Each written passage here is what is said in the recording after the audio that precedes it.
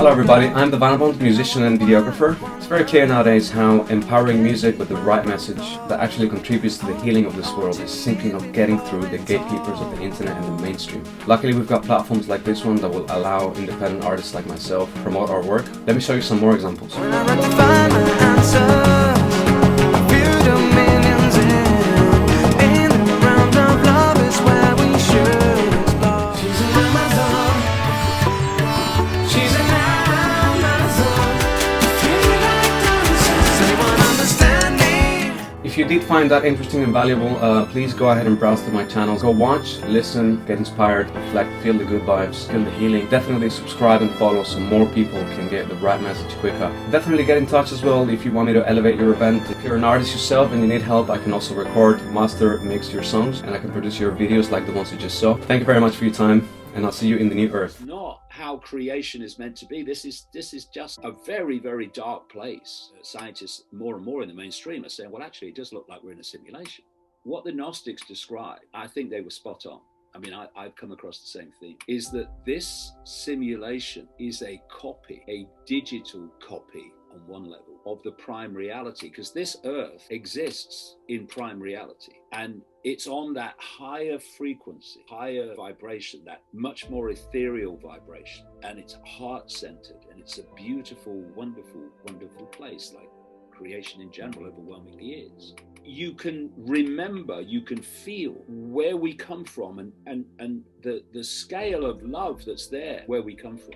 You can't look your own kids in the eye, your own grandkids in the eye. You have to do everything you can to make a difference. I'm driven by wanting to break the stranglehold that this force has on human perception. And I'm driven by wanting to know the truth.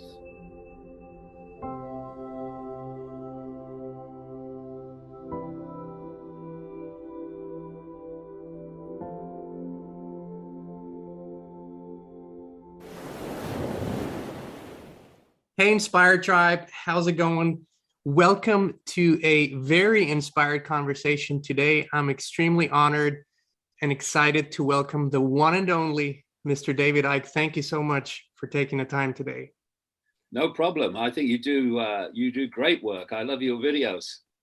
Oh, I really appreciate that, David. And you have been an integral part of the Inspired channel since this year, 2021, really.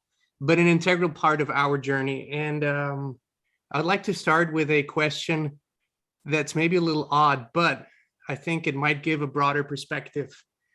David, if you had to bring someone up to speed as to what's going on in the world that had just woken up from a 2.5-year coma, how would you describe the state of the world? We have a human race that has conceded its right to control its own perception. And because perception leads to behavior, giving up perception has led to behavior that has allowed a very few people to impose their will upon billions and turn this planet into basically a mind prison. And that's what everything has to be, really. If you want to control people, you have to create a mind prison because of everything that comes from that. I mean, everything we do, everything we don't do, everything we allow ourselves to acquiesce to, everything that we resist acquiescing to, these are all expressions of a person's perception. And the difference between those that have conceded their uniqueness, their right to freedom, they are people who have conceded their right to reach their own conclusions. Because the conclusion for those people comes not at the end of the process, it comes at the start.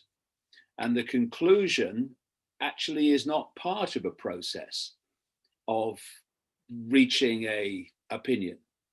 It's all that exists in the process. And what I mean by that is authority says this is how things are, and someone who has given away their right to form their own perceptions then accepts what authority tells them is true and reacts, behaves on the basis of that. Whereas those who are awakening, and I never, unless I, slip my tongue, say awake, because we're all in a process of awakening. Those who are awakening, they have a process. They look at information from different sources, authority and other sources of information and evidence, and they process that information into their own unique conclusion. And when they do that, they come to very different conclusions to those that just concede their right to think. And we are seeing now in this ever gathering extreme of the COVID era, the very clear expressions of the difference between not controlling your perceptions and controlling your perceptions, or at least having a massive impact on them. Because we are looking at two very, very different groups of people who are very different because they have very different perceptions and therefore they behave differently. And it's never been, I mean, these two groups have always been there to be seen throughout human history and in every culture. This is why, if you look through human history, which we perceive history anyway, the few have always controlled the many, because the great majority have always gone through this process of conceding their right to form their own perceptions and taken them from authority. Either that or the other group that concedes its right to make its own decisions is another group that really can see some of it and doesn't really want to do what it's being told to do, but does it anyway because it fears the consequences of not doing so. So those two groups throughout human history, those that just do what they're told without question, and those that do what they're told even though they'd rather not do it, they are the two groups that have allowed every tyranny in history to be formed, because tyrannies are run by the few, and therefore the mathematics alone say that that can't happen unless great numbers of the many are in those two groups. And if you look again through history, and it's just a recurring theme, it's just incredibly extreme now and in our face, you see that this other group that forms its own opinions and to a much greater extent controls its own perceptions, and crucially retains that self-respect, they are always the people that bring tyrannies down. Always. Because the asleep and the fearful are not going to bring tyrannies down. They may follow on after it's all in a momentum, but it's those that will not concede their right to their perceptions. For instance, these other groups will accept that 2 and 2 equals 5, A, because they do it without question and believe it without question, or because they fear not believing or living their life as if 2 and 2 equals 5. And this other group, the awakening group, says, actually, it equals 4. And I'm not conceding one smear of an inch beyond that. You can throw at me what you like. You can intimidate me or try to as much as you like. But I'm not going to concede my right to see that 2 and 2 equals 4.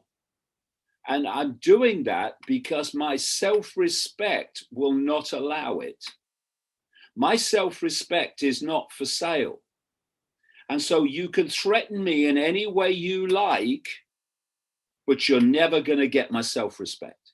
Yes. And eventually it's the self-respect that says, no, I'm not doing this. I'm not doing the ridiculous things that you are telling me to do.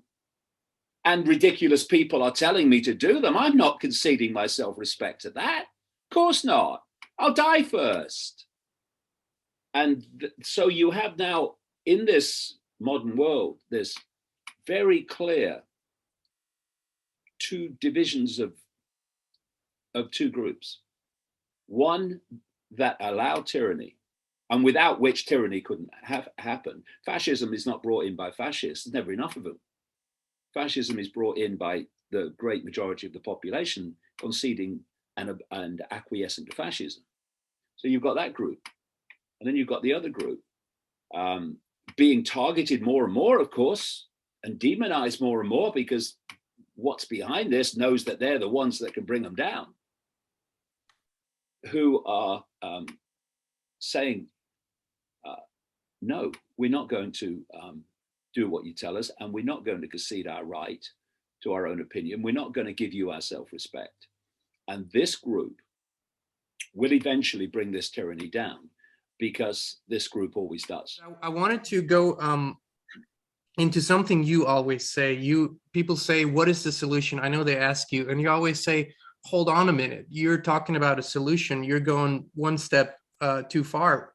We need to remove the cause of the problem. That's really what we need to do first. And I wanted to ask you, because I know in the decades of research that you've done, and in the travels, and you've gone into many different cultures and tribes and looked into our history and the history of very different cultures. And I noticed in doing some of the same things, a theme. And the theme that I noticed in many cultures and tribes is that when they tell about their history, they almost all say there was a time when we lived in harmony with nature, with each other. It was a very peaceful, blissful time.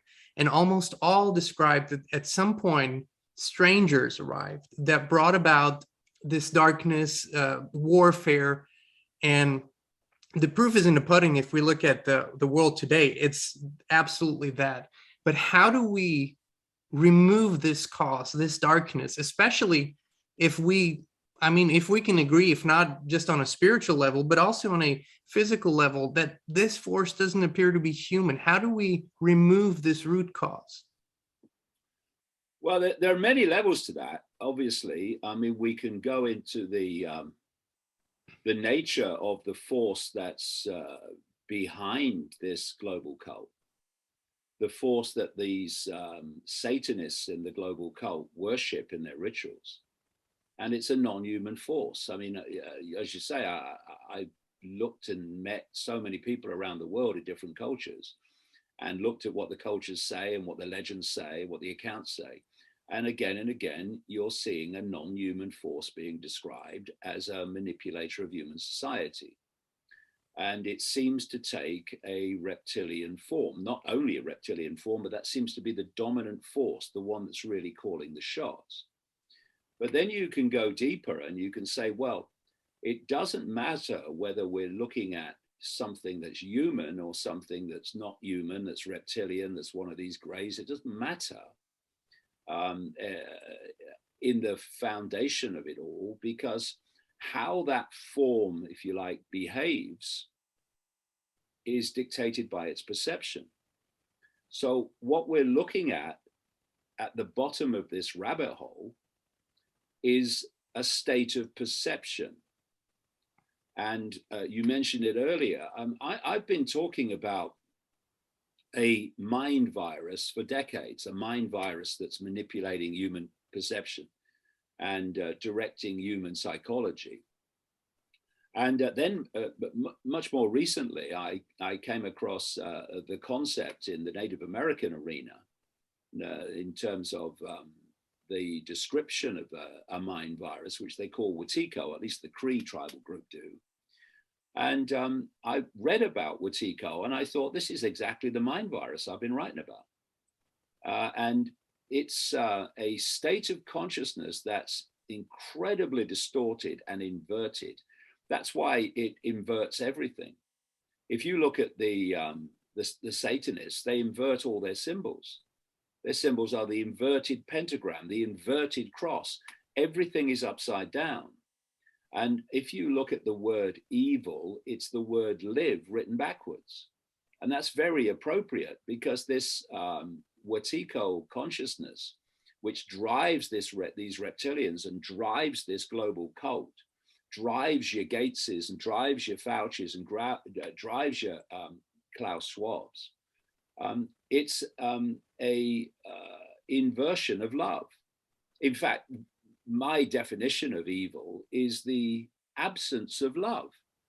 You take love out and you've got evil. You put love in and evil is gone. And so it sounds trite and simplistic, but it's not. It's profound. The answer to evil is not more evil. What you fight, you become. It's love. And what we've done, and it's been systematically distorted on purpose, is lost the meaning of love. We now connect in the human expression of it, love with attraction. Now, it can be, part of it can be attraction. It can be a physical attraction. But the love I'm talking about is well beyond that. Love is that which connects us to outside this madhouse, which I say is a simulation, actually, to that which drives the vast, overwhelming majority of infinite consciousness, infinite possibility, and that's love. And what's happened is that humans have been manipulated into a fake reality, a simulation, think matrix, that has sought to disconnect us, to separate us from that enormity of love. And what is love? Love is all that is, has been, and ever can be. Love is all possibility. Love is all potential. Love is that which says, I will always do what I know to be right, and I will not think about consequences, because to think consequences will be to consider not doing what I know to be right. I'm doing what I know to be right because I'm coming from love. Love, through this heart vortex, is how we connect with the great beyond, outside of this mind prison, which is what it is. This simulation is this matrix is a mind prison, a perception prison. And the whole idea is to stop us making that connection, to keep us separated. And in simple terms, or not even simple terms, very accurate terms, I would suggest, to hold our point of attention and our source of perception in the five senses and the immediate subconscious around the five senses. That's where they want to isolate us. Because what the idea is to isolate us in the five senses and then to program those senses with a version of reality.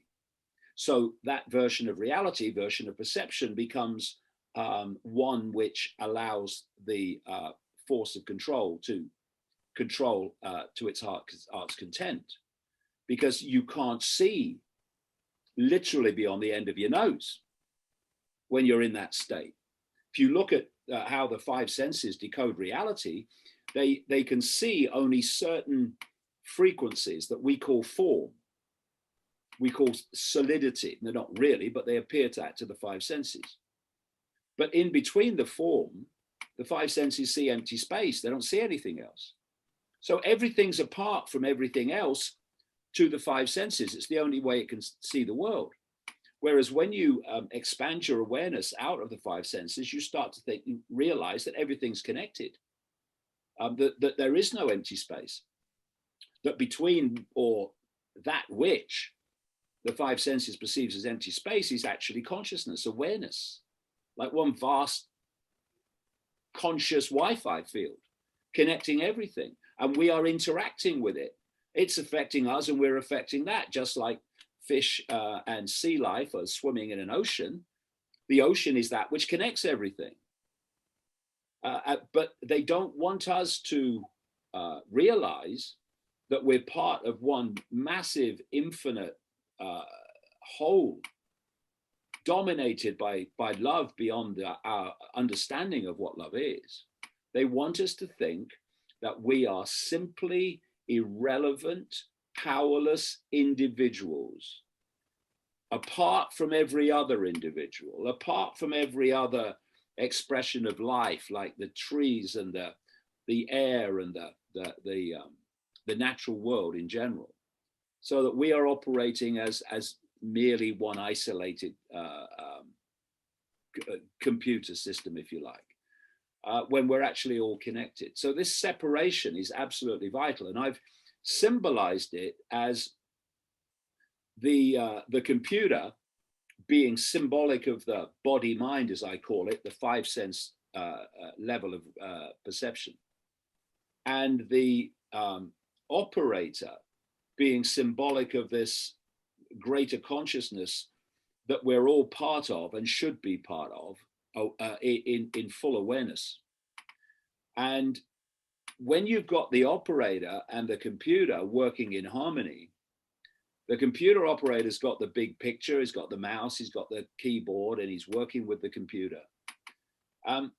And you've got everything you need. You've got that which is directly experiencing the reality you want to experience, i.e. the five sense level of humans. But you've got the bigger picture. You've got the panorama that puts that into perspective, which is not ever in perspective if that is all you perceive. And what this force, this Wetiko force on the level of consciousness, through its agents of many and various kinds, everything from reptilians to greys to the global cult and your Bill Gateses and all these people, they're trying to get into that space between the consciousness, the operator, and the computer, the body mind, and isolate. That's the whole foundation of it. And so the awakening, as it's called, is what? It's the awakening from the five sense perceptual prison and expanding into a much greater swathe of consciousness from which you can glean the insight, the knowledge, the intuitive knowing that allows you to see from a greater perspective what the five sense world is and what it's actually experiencing. And, you know, all around the world, you see this recurring theme, a story I'm quickly going to bullet point, in different cultures, and it's described in different ways, but exactly the same in theme. Different names and, you know, different ways of describing it, but it's the same thing. And you can pick it up in ancient cultures, and you can pick it up in the different religions too. So if we take the biblical version,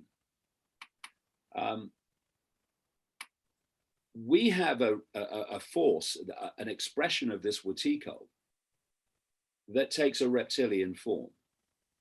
And the cultures around the world, again and again and again, when they're doing their creation myths, then some kind of reptilian, lizard-like, snake-like entities are described.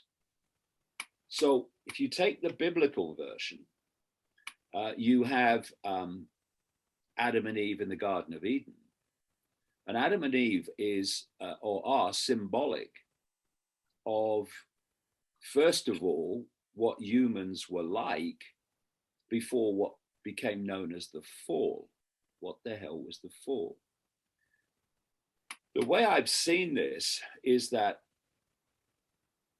there was once not something that you'd call human.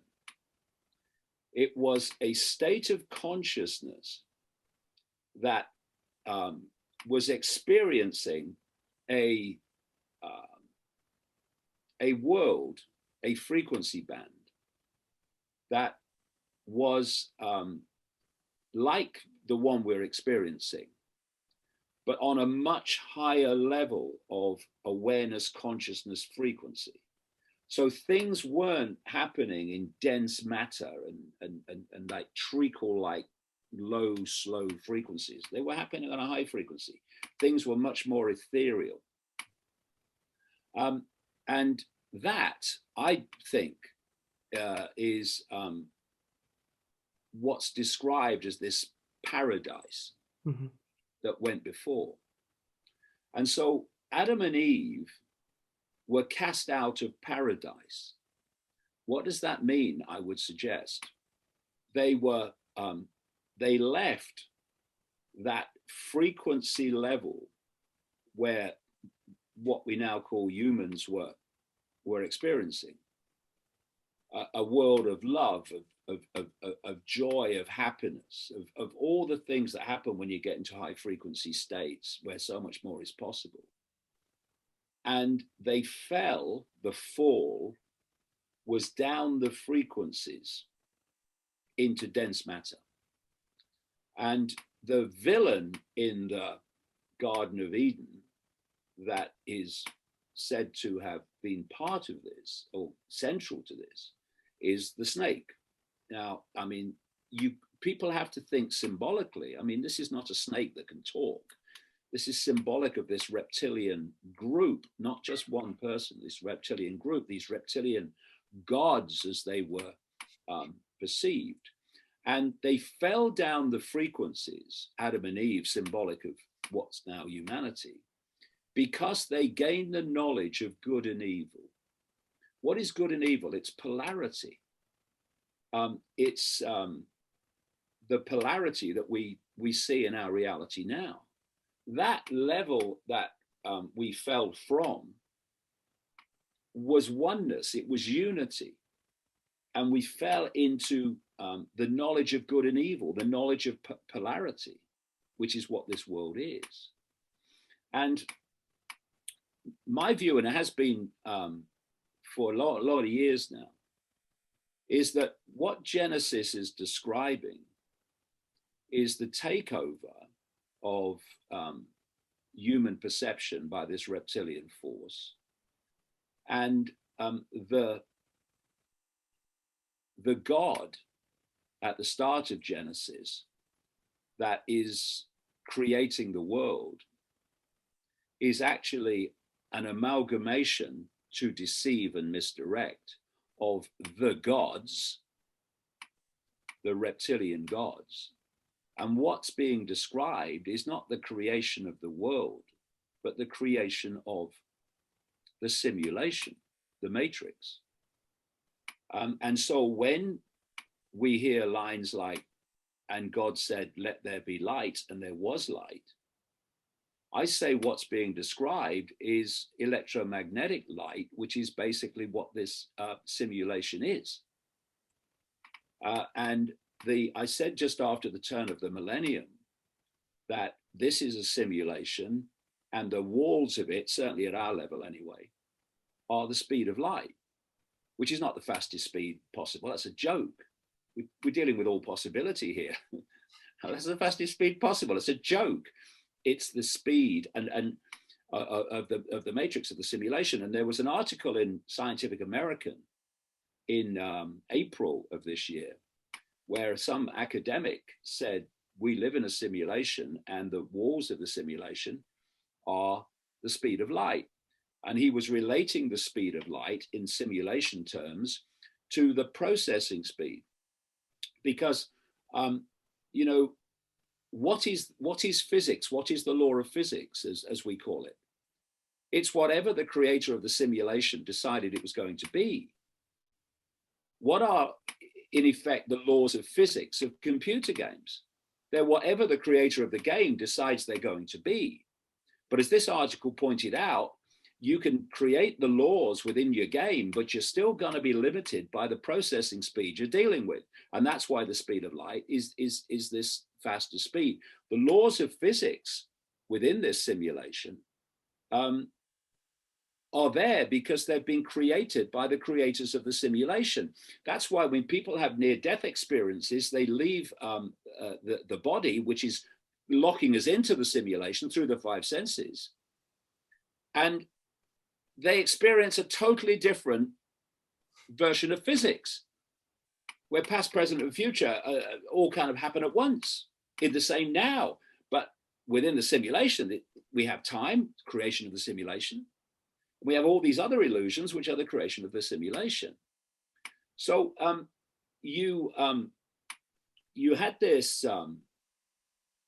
this treasure trove of documents that were found at Nagamadi in 1945, about 75 miles north of Luxor in Egypt, which was an earthen jar of the writings of the Gnostic people.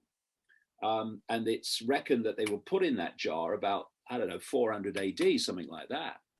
And about a fifth of these writings were about what they called archons, which is Greek for rulers, who were manipulating human society. And what they say in these writings is that this world is a fake world. It's a fake reality created by this archontic force to enslave humanity in an illusion.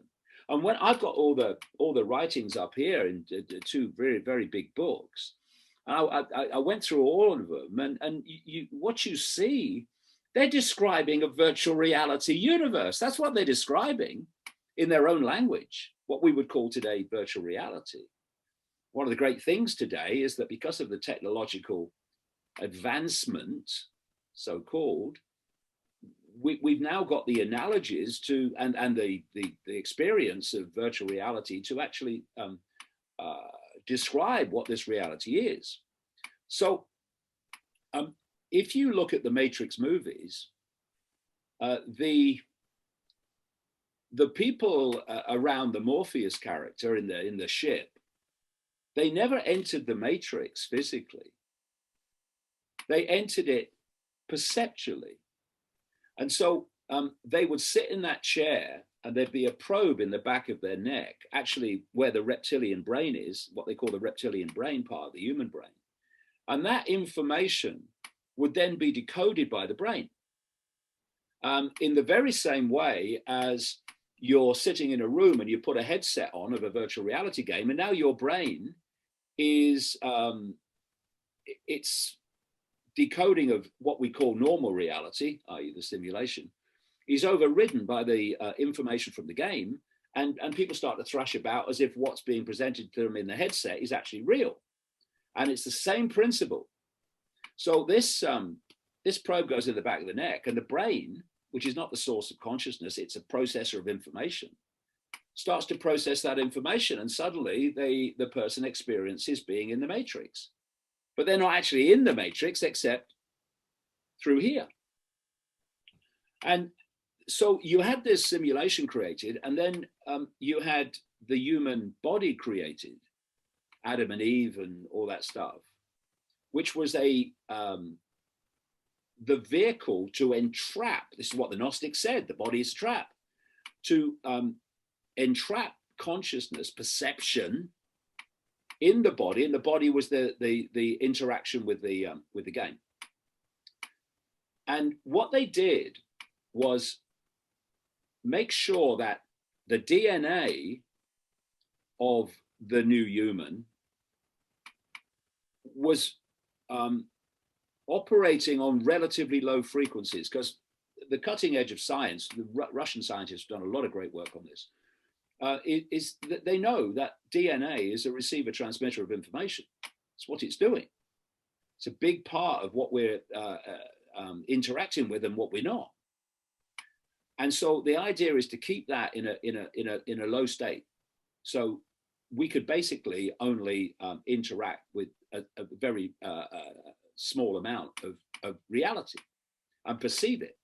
This is why, if you look at the electromagnetic spectrum, the simulation, it's reckoned to be like 0.005% of actually what exists. And visible light, which is the only frequency band that we can see through the decoding system of the body is a smear of the 0.005%. People think when they look out of their eyes, or they think they're looking out of their eyes, that they can see everything in the space they're looking at. They can only see a tiny band of frequency, like one television station within the vastness of television stations.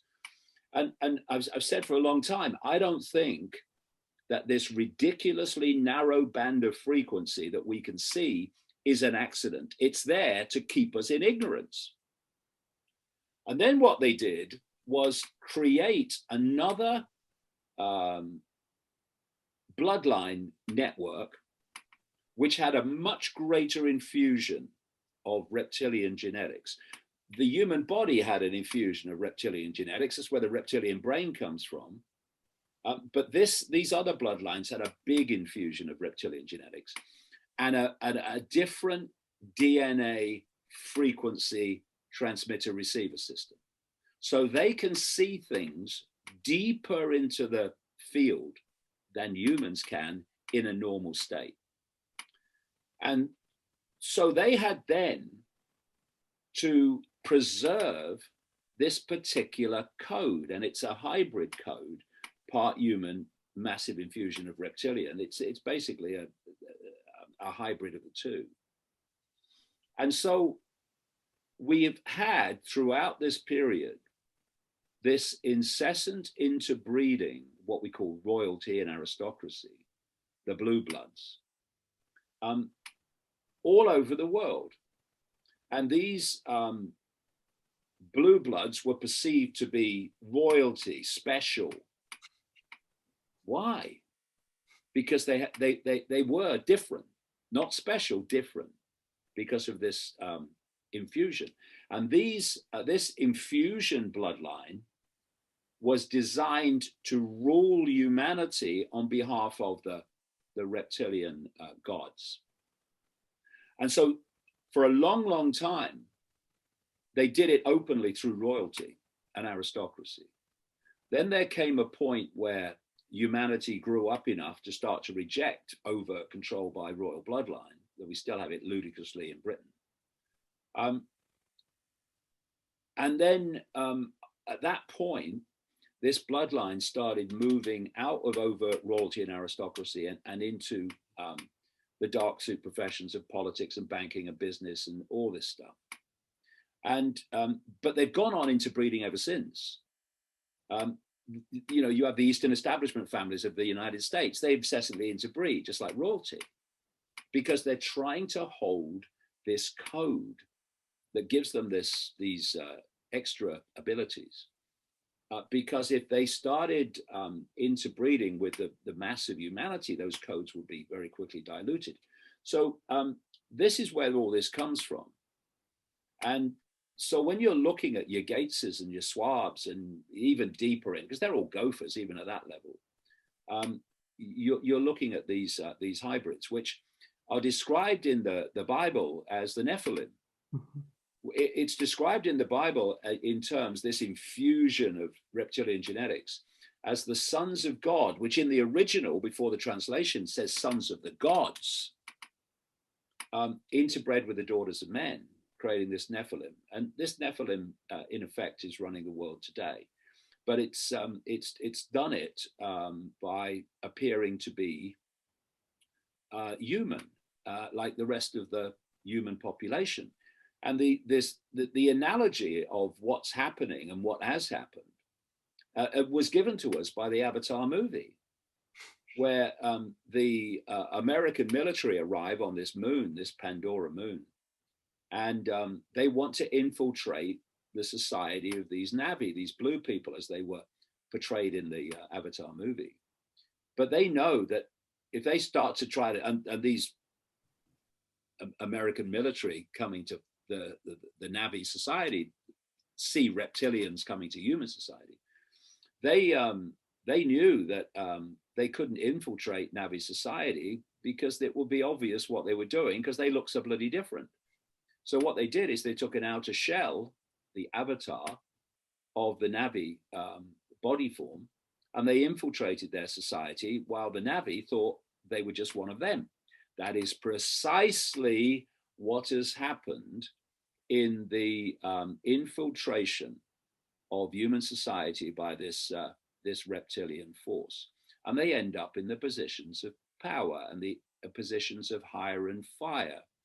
And how it's happened is they have been expanding their reach over, in our version of time, thousands of years, out of places like Babylon and Sumer and Egypt and up into the Roman Empire and then up into the British Empire. And at that point, when the British Empire was at its height and all the other European empires were colonizing the world, this was the point when this reptilian human cult went global. They took over the world through colonial imposition. And then when it appeared that the colonies were given their freedom, that's not what happened. They were swapping over control, which has a finite life because the population at least knows who's controlling them, and at some point they'll rebel, for covert control. They left out in those countries the bloodlines, the networks, the secret society networks, and they've gone on controlling those countries ever since.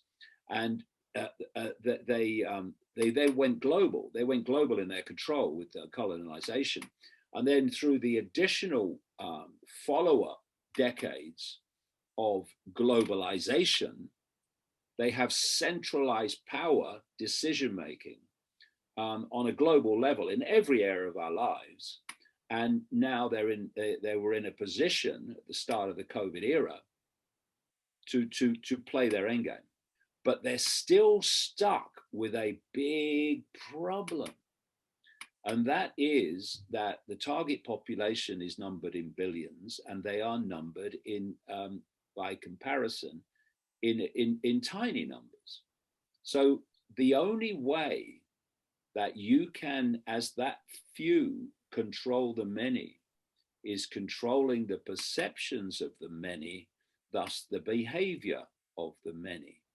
And what this has done is show them who still has a mind of their own and who still won't be intimidated into submission, and those that will.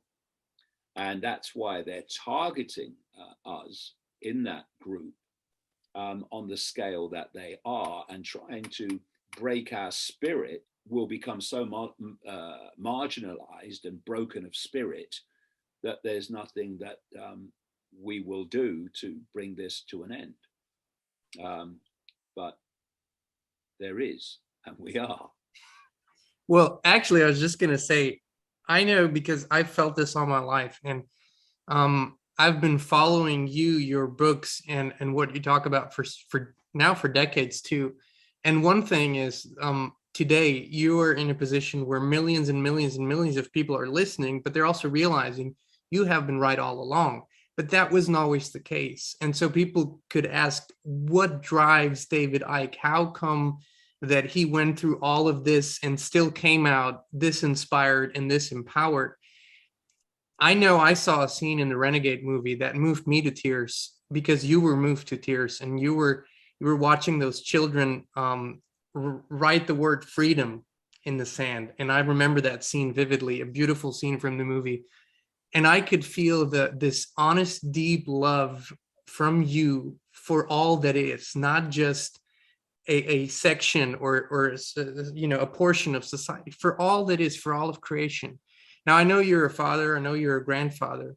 And if you look into your heart, like you've done so many times, where do you really see us as a society, the world, 3, 4, 5 years from now? Where do you think are we going? And is there going to be a split, or is there going to be an ascension? What do you think is going to happen? Well, first of all, that scene in the Renegade movie was just an amazing piece of synchronicity, because it took place. I was looking down on the beach, and I was on the pier that just down the road from where I'm sitting, and the railway goes up the pier. And so I was saying to the film crew, there's a place on that pier I used to stand and watch the steam trains go past back in the 1960s. Oh, we'll go there before the end of the day, they said, and we'll film you there, right? So we were doing loads of other things around the island for Renegade. And we had no idea when we were going to go down the pier because of other things that had to be done first. So we ended up at that pier, at that spot. And I'm over there looking towards the railway where I think they were going to film. And my son Jamie was with me. He said, Dad, come and look at this. And I walked across, and there was a mother and two children, and they were writing in big letters, as you say, freedom in the sand. And it was just incredibly moving because, you know, we come into this simulation. There's lots more to know about many things about this, but we come into the simulation to make a difference. And you pass through, you could call it a place of forgetfulness, an energy field of forgetfulness. And the idea is to remember, once you get in this simulation, where you come from and what there is beyond it.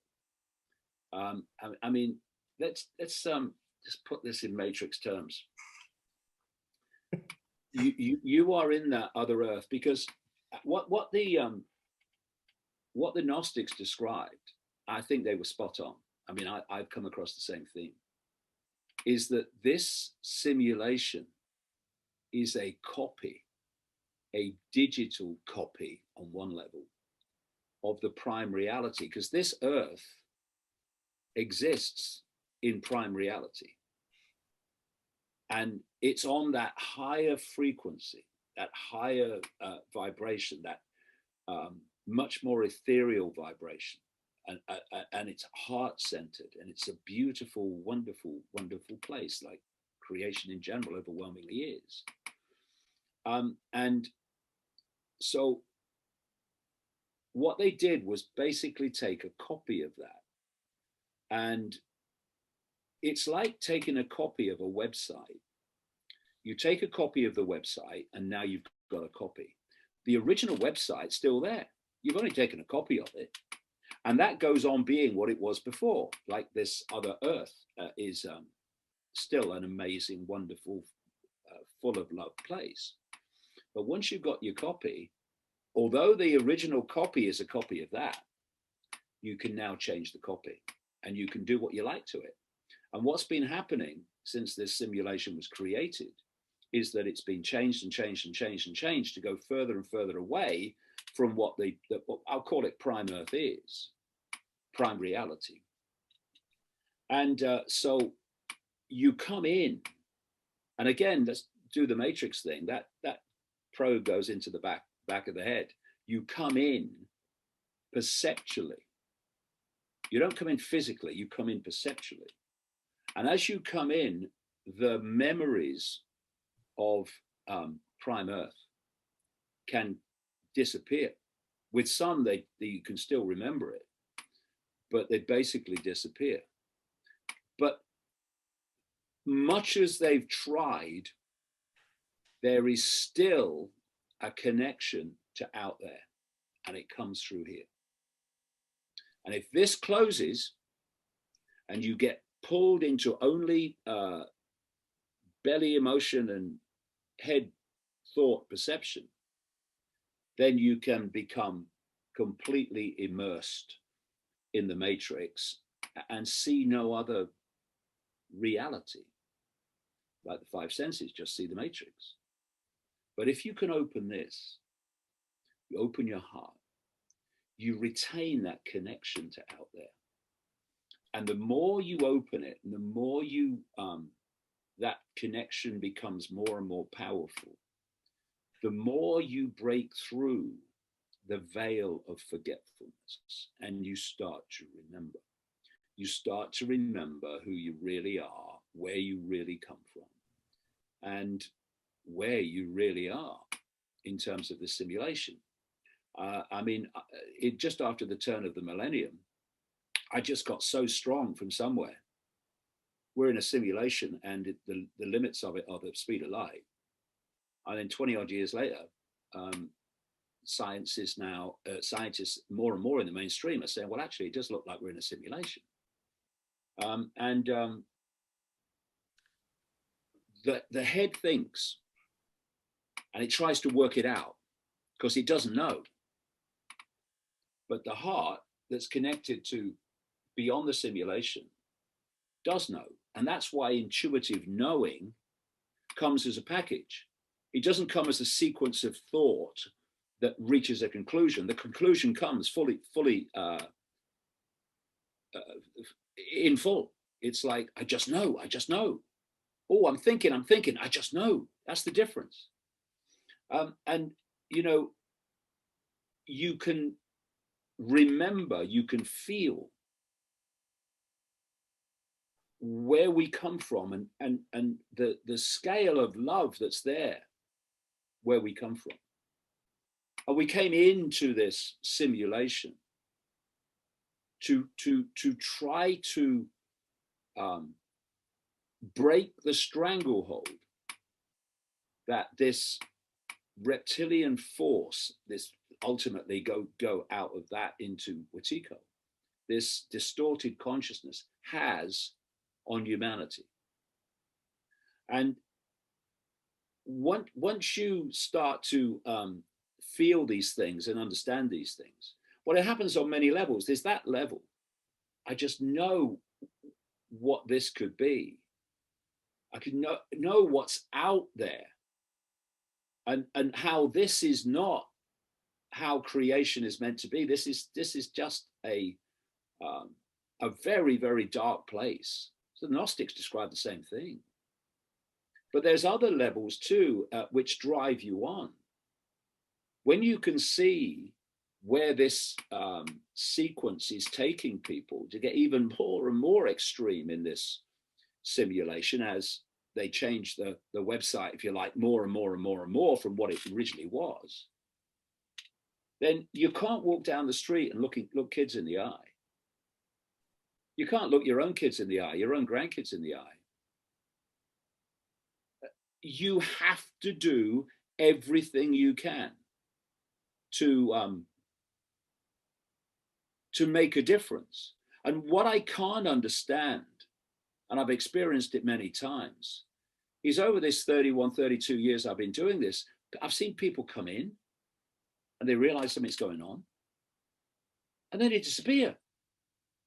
And some other people come up and they're flavor of the month for a short time, and then they disappear. And I look at it and I think, how can you walk away? If you claim to know where this is going, how can you walk away and leave people to their fate? I can't do that. And I'm driven by wanting to break the stranglehold that this force has on human perception. And I'm driven by wanting to know the truth. I don't want a statue. I don't want a round of applause.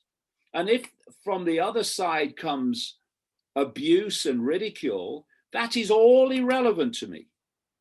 I want to know the truth, and I shall pursue it no matter what the consequences, because I don't even think about consequences.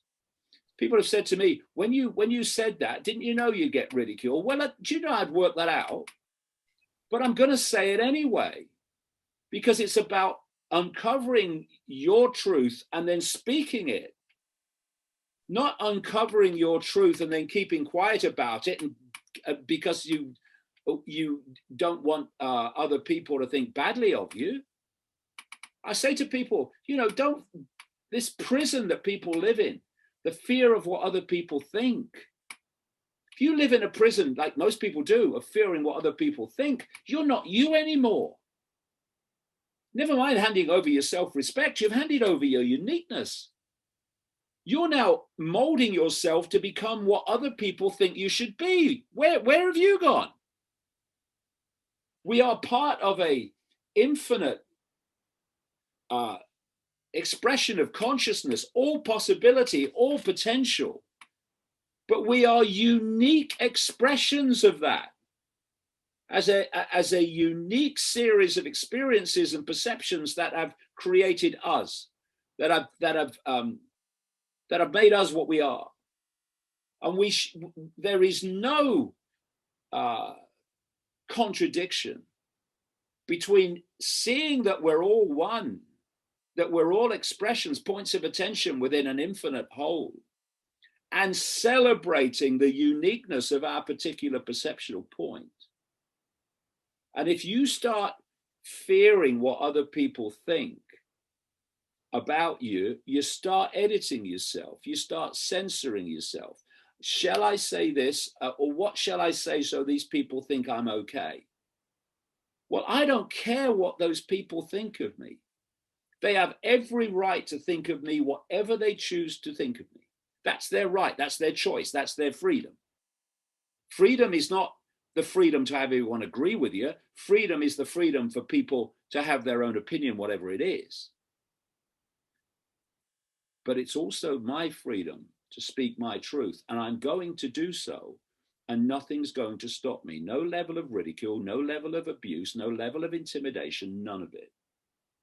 Because once you open your heart to beyond the simulation, out into prime reality, then you lose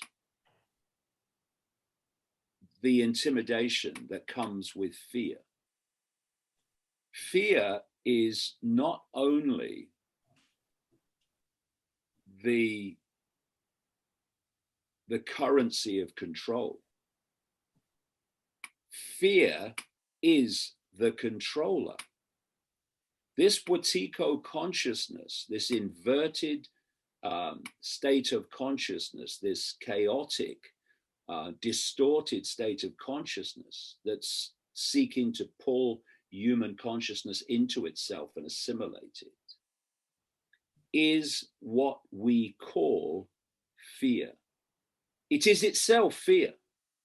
And that's why it wants many reasons and many advantages of doing this, but there's a key foundation that people miss.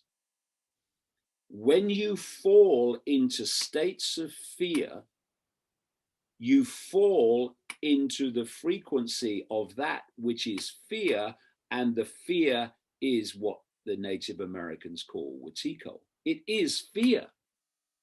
That's why this cult is so fearful constantly of exposure.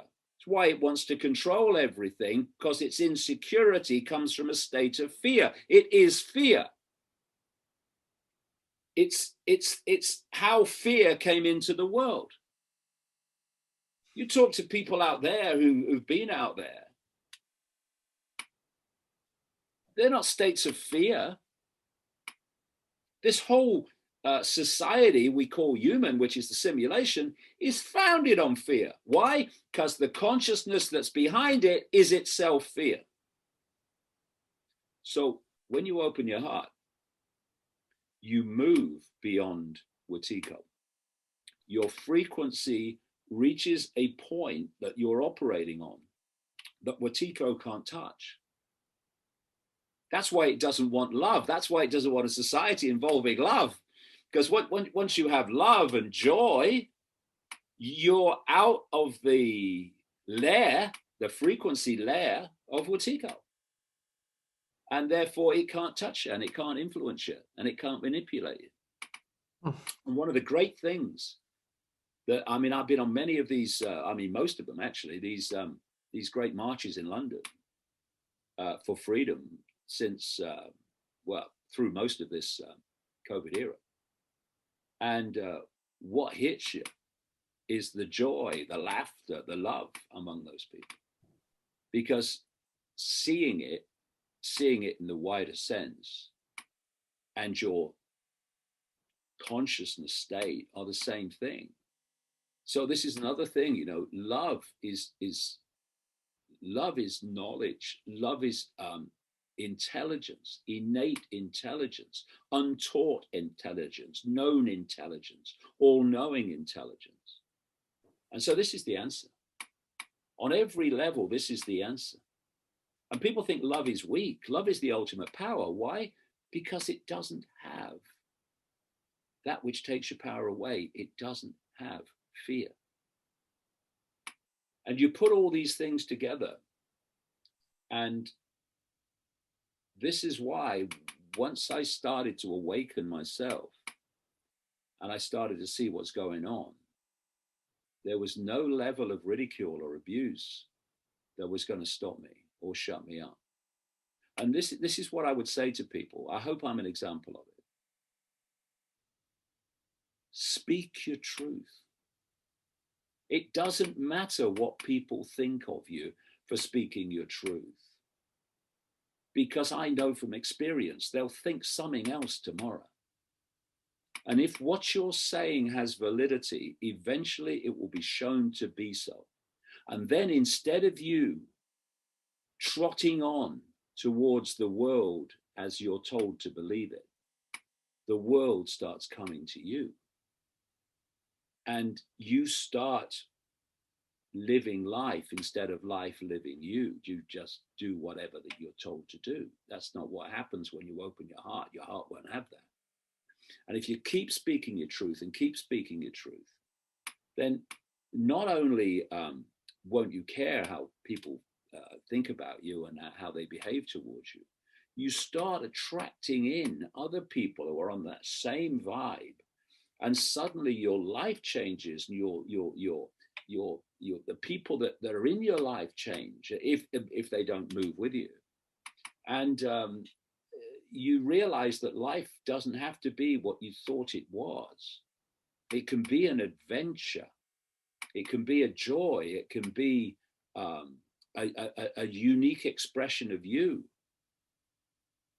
You don't have to be a clone of a system just like everyone else. And it's only when the bubble bursts you realize you've been in one. Because this world seems so real in its way it seems through the five senses. But once the bubble bursts and you connect with out there, you realize what a prison you've been in. And it's been a mind prison. And the mind prison is creating what we perceive, what we experience as a physical prison. But everything is a mind prison. And we need to take our minds back and break out of this prison cell of the five senses. And then the walls of this prison, this mind prison, will fall. Because it's like the Buddha is quoted as saying, the mind that perceives limitation is the limitation. The mind that perceives little me is the little me. They're not real. They're what you perceive them to be. What you perceive, you believe. What you believe, you experience. You change your perception. You change your self-identity. Drop all the human labels, the IMRs as I call them, and realize they're just experiences. What you are is the consciousness, ultimately all consciousness, that's having that experience. And when you realize that, you expand as your self-identity expands into I am consciousness. So the swathe of possibility and probability, the field of consciousness all around us, so you go deeper and deeper and deeper into that. And suddenly you can manifest a much greater range of possibility and probability. That's why when people start to awaken, they notice all this synchronicity in their life. My God, fancy seeing you here. What's the chances of that? Wasn't happening before. It wasn't happening before because and this is one of the great truths that this cult wants to keep from us, because it knows this. Your perception is a frequency. Every time we think, every time we feel, we're generating a frequency depending and relating to those thoughts and those emotions. And so what we call perception is actually the sum total of that field generated by our emotions and by our thoughts and by the heart if we open it. And so if we think of ourselves in limited terms, in little me terms, in I must do what I'm told terms, then that is a self-identity, a perception based on limitation. And so therefore, you're living in a tiny bubble of perception, a limited bubble of perception, a limited frequency band of perception, because that's your perception of you. So it expresses itself energetically and in terms of frequency. And so you're interacting with the field of possibility and probability within that narrow band in which you perceive yourself, in which you perceive the I. Little me, I have no power, I must follow. But when you expand your awareness, you expand your self-identity into I am all that is, has been, and ever can be, having a human experience, then that expansion of self-identity expands the field that you're operating on. It expands the frequency, it expands the scale. Now you're interacting with possibility and probability in a much, much greater range. And thus, synchronicity comes into your life. Bits of luck.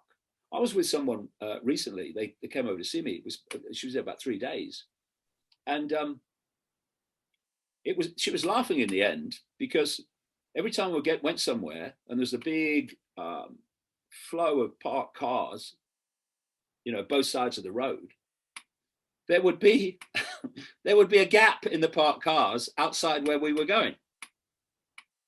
And I was straight in.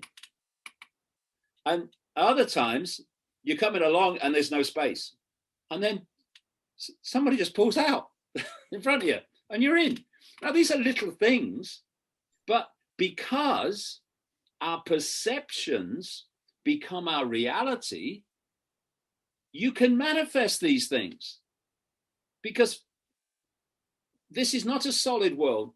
This is an energetic world, a holographic world that's malleable. You can change it. And this cult knows that our perceptions become our experience reality. This is the big truth. Why do they call them secret societies? Because they're keeping secrets, and they keep these secrets at the deepest levels. So they know that if they can, through control of information, control of the education system, control of the media, and so on, if they can program your perception, they can dictate your experience, because they know that whatever your perception is will create your experience. And the reason they don't want us to know that, obviously, is because that gives us the power back. Change my perception, change my life. What they want you to think is we're living in a random, solid physical world in which everything is just happening by accident, when actually it's being created by the perceptions of the population. They know that. We control perception, we control the world. We take it back, their control of the world is over. That's the level this is going to change. And this is the big picture, the big picture. David, I want to thank you first and foremost, really from my heart on a personal level, because when I for the first time picked up one of your books many, many years ago, it was the first time that I could read and hear your thoughts. And I finally had something to connect my own thoughts and feelings with, because I couldn't see anyone else out there who felt or thought what I was thinking until I picked up your book and finally found, okay, this resonates so deeply, because I felt this about my reality. So first and foremost, thank you from my heart, but thank you also for taking the time for your body of work, wisdom, and guidance, and for this beautiful love that you're showing to the world as a shining light. I think this is the most beautiful thing. And I can't imagine something more beautiful than the big picture you're just given us and given the Inspired Tribe and everyone who listens.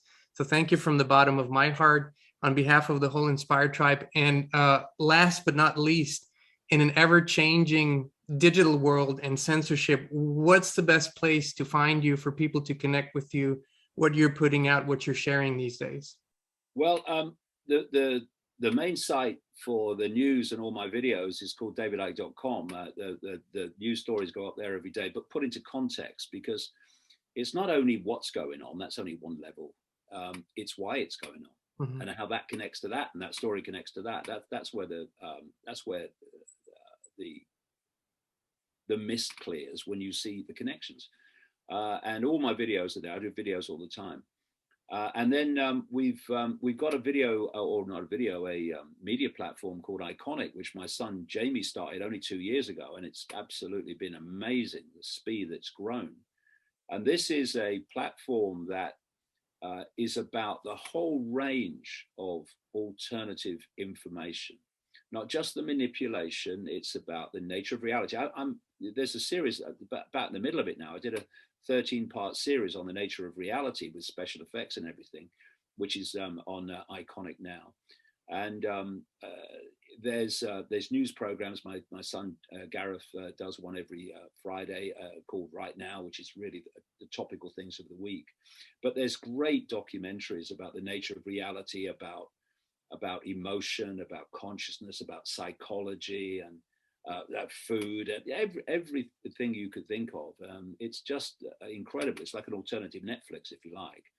But there's some very cutting edge and very cutting documentaries there, original documentaries that Iconic make. And I have been amazed how fast it's grown. And Jamie deserves enormous credit for what he's created. Wonderful. Thank you again. Thank you to the whole Icke family, extended family. I know, everyone's involved in this and everyone's heart is in it. So thank you so much for all the work you do, for the time you've given us today. And we hope to have you back soon. Thank you, David, from the bottom of our heart. Inspired Tribe, thank you for watching. David Icke, everyone. The big picture. Thank you. There's a lot of things that I've said over the years which were perceived to be crazy, and then suddenly they start to move mainstream.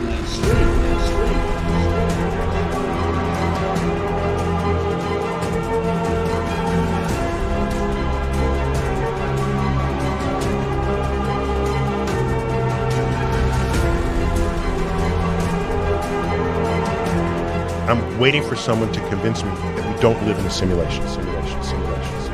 What is real? How do you define real? If you're talking about what you can feel, what you can smell, taste and see, then real is simply electrical signals interpreted by your brain. What if all you ever knew was a lie?